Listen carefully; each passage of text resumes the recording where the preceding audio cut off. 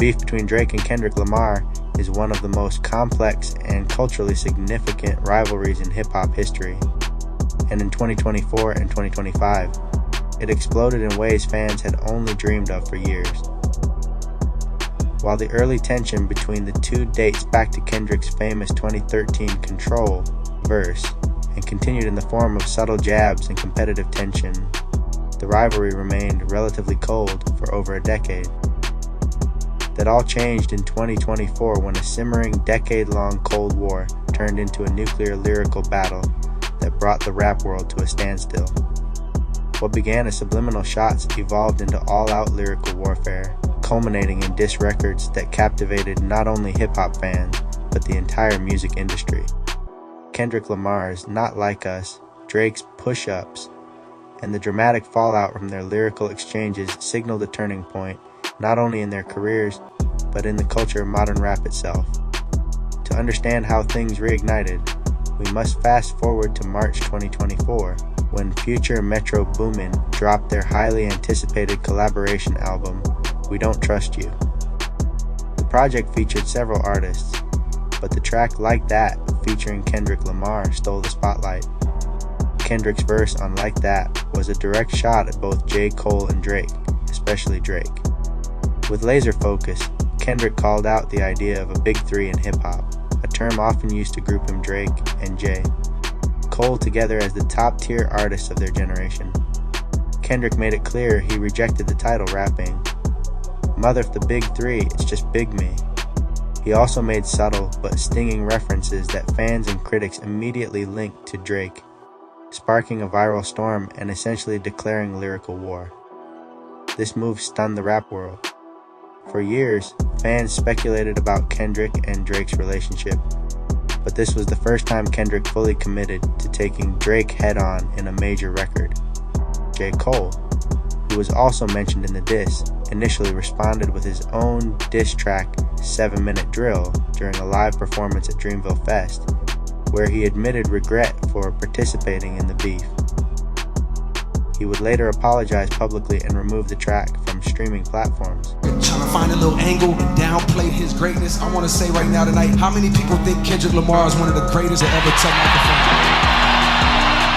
Dreamville, y'all love Kendrick Lamar, correct? As do I. So I just want to come up. Drake, however, had no intention of taking the high road. This wasn't just a battle for bars, it was a battle for legacy, dominance, and the crown of hip-hop. Drake responded with a series of calculated, aggressive records. His first major shot was Push-Ups, a diss track released in April 2024. In the song, Drake addressed Kendrick's size, relevance, and even questioned his label's support for him.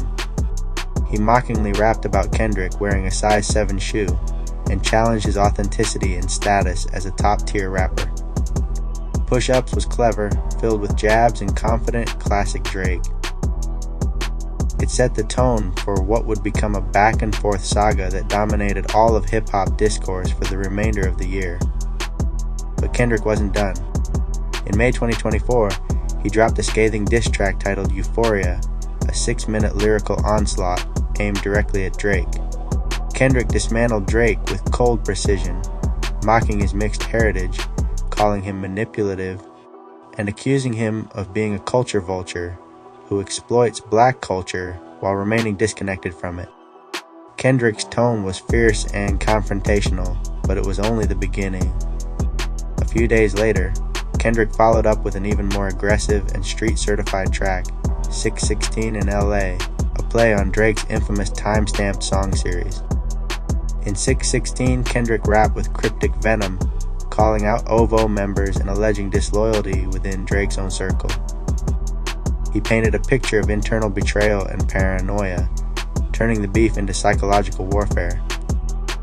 Drake responded with what he considered a finishing move.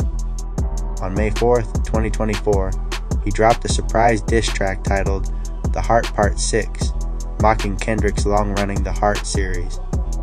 In this track, Drake attempted to flip the narrative, accusing Kendrick of hiding behind mystique, overthinking his music, and being out of touch.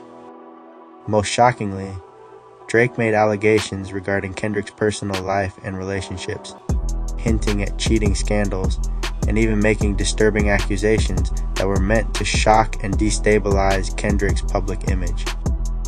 However, the track backfired. Many fans and critics accused Drake of going too far, veering into distasteful territory rather than sticking to pure lyricism. The backlash was swift, with social media and prominent hip-hop voices criticizing Drake for what was perceived as a desperate reach. Then came Kendrick's fatal blow, Not Like Us. Produced by Mustard, this track wasn't just a diss, it was a cultural reset. The beat was West Coast, club-ready, and full of bounce, but the lyrics were anything but playful. Kendrick systematically dismantled Drake with bar after bar, addressing everything from alleged grooming, questions about Drake's identity, and accusations that he surrounds himself with weirdos and opportunists. He rapped, "You're not a blood, you're not a Crip, you're not from the culture," striking at the heart of Drake's identity crisis within the hip-hop community. Unlike his earlier tracks that were cerebral and dense, Not Like Us was an anthem, catchy, scathing, and built for repeated playback.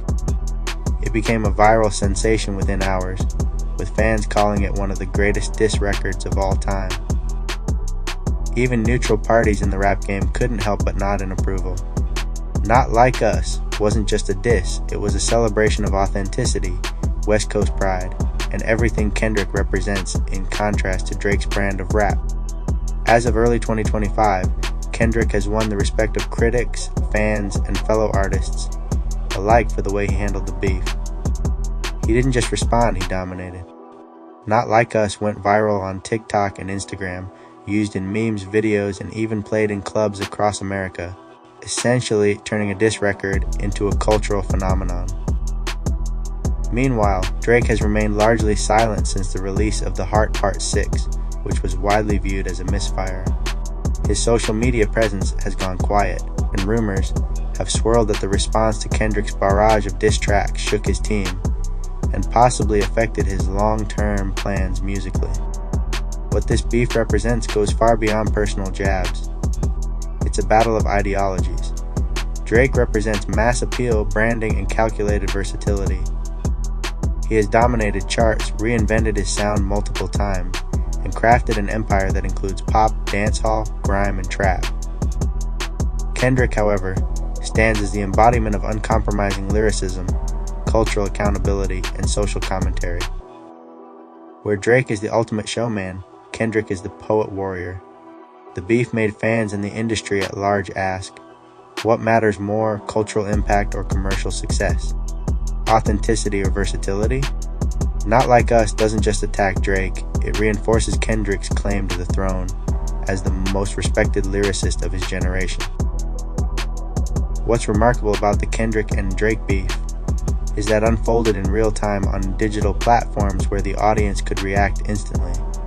Each track was dissected line by line on social media, debated in hip-hop podcasts, and analyzed by critics and fans alike. The sheer volume of game engagement demonstrated that even in an era dominated by short attention spans and streaming rap beef, when executed with real stakes, can still command global attention. For weeks, the hip-hop world stood still. Every Instagram live, every tweet, and every reaction video was centered around this lyrical battle. Fans picked sides, old school rappers chimed in, and even producers got involved. The beef revitalized rap in 2024, breathing new life into the art of the diss track and showing that hip-hop still had the power to shake the culture. As it stands in 2025, Kendrick Lamar is seen as the victor in the eyes of most fans and critics. He not only responded but dismantled Drake's carefully constructed image piece by piece, doing so with precision, humor, and undeniable lyrical skill. While still a megastar and influential figure in music, now faces questions about his authenticity and legacy in a way he never has before. Will he bounce back with another classic album? Or has Kendrick finally cracked the veneer of the seemingly untouchable superstar?